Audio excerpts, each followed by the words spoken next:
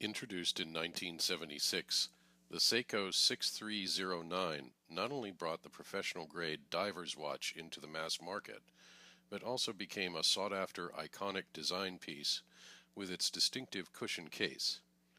If you grew up in the late 70s and early 80s, this was the cool watch you wanted that, unlike the Rolex Submariner, was just within your reach financially.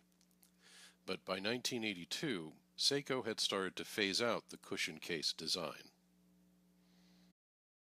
Meanwhile, in 2016, Seiko has reintroduced the 6309 case design with a new series of entry-level diving watches.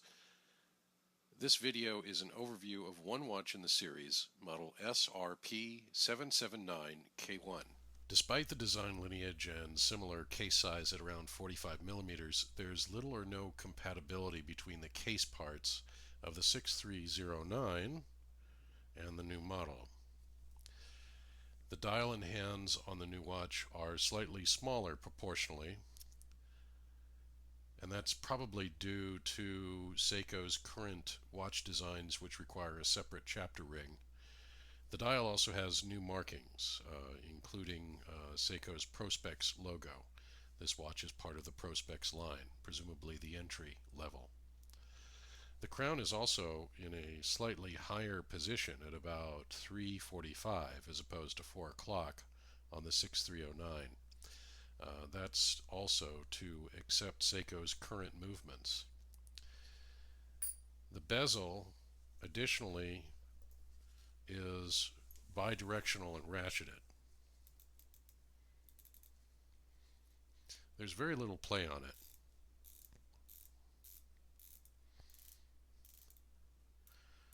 But it is ratcheted in one direction as opposed to the 6309,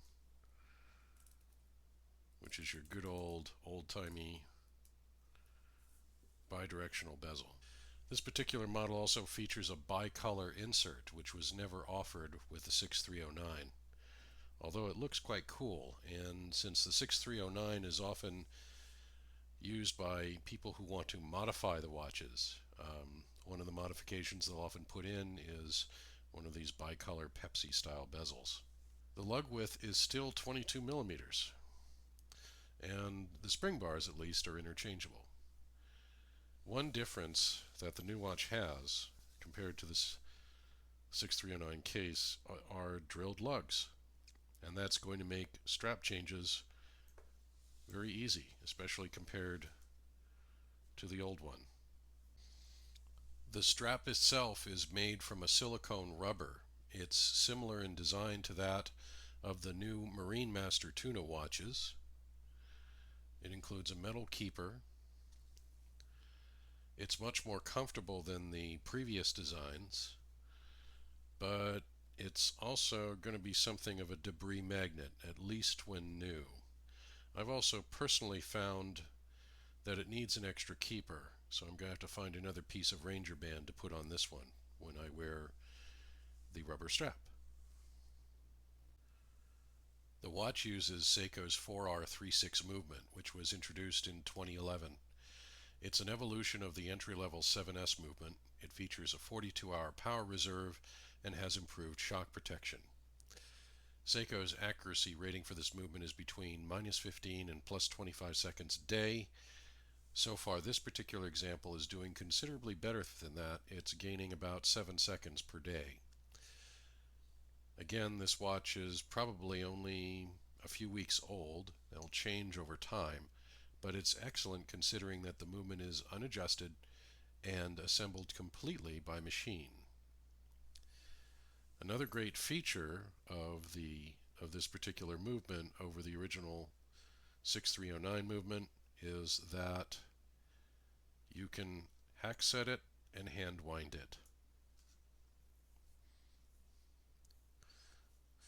And please don't tell me that you were expecting a display back with a watch like this.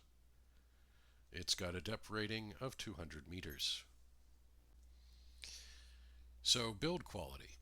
What do I say about build quality? I'd say for the price, it's excellent. Seiko's lower-end dive watches have a separate chapter ring from the dial, and they're assembled by robots. You probably don't see any human hands until the customer opens the box.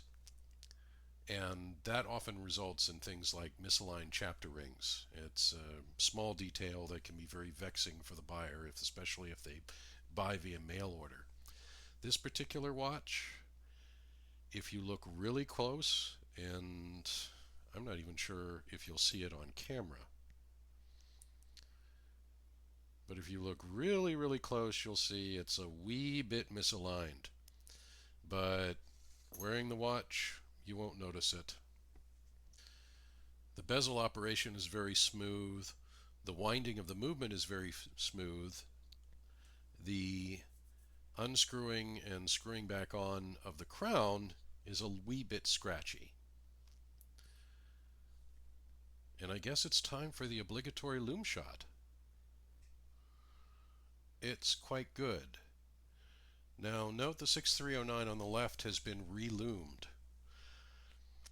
But if you look at the SRP in the middle, it's actually quite good. Obviously it's never going to be as bright as the spring drive tuna. So final thoughts? I like it. Um, I think it's a great entry-level mechanical watch. It's a fun alternative to higher-end models.